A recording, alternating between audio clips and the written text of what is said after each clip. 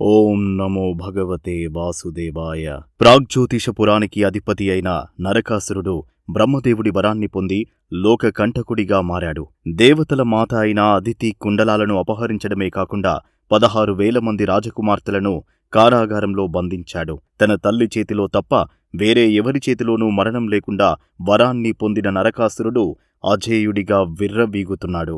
దేవతల విజ్ఞప్తి మేరకు కృష్ణుడు తన భార్య సత్యభామతో కలిసి నరకాసురుడిపై యుద్ధానికి బయలుదేరాడు. సత్యభామ ఎవరో కాదు, భూదేవి అవతారమే. యుద్ధభూమిలో కృష్ణుడు స్పృహ తప్పినట్లు నటించగా అది చూసిన సత్యభామ వీరావేశంతో విల్లు పట్టి నరకాసురుడిపై బాణవర్షం కురిపించింది. తన తల్లి అంశ అయిన సత్యభామ చేతిలో నరకాసురుడు ప్రాణాలు విడిచాడు. చనిపోయే ముందు వాడు తన తల్లిని ఒక వరం కోరాడు. నేను చనిపోయిన రోజును లోకమంతా పండుగలా జరుపుకోవాలి అని.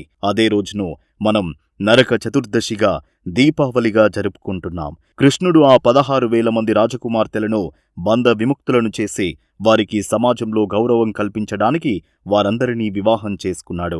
లోకాన్ని పీడిస్తున్న చీకటి అంతమై వెలుగు ప్రకాశించిన అద్భుత ఘట్టమిది. నరకాసుర వధతో కృష్ణుడి కీర్తి దశదిశలా వ్యాపించింది. కృష్ణుడికి మరియు ఇంద్రుడికి మధ్య జరిగిన ఆ పారిజాతాపహరణ యుద్ధం ఏమిటి? సత్యభామ కోరిక తీర్చడానికి కృష్ణుడు స్వర్గలోకాన్నే ఎందుకు ఎదిరించాడు? తర్వాతి ఎపిసోడ్లో పారిజాతాపహరణం, సత్యభామ తులాభారం గురించి తెలుసుకుందాం. ఈ ఆధ్యాత్మిక ప్రయాణంలో చేరడానికి ఇప్పుడే మన ఛానల్ని సబ్స్క్రైబ్ చేసుకోండి.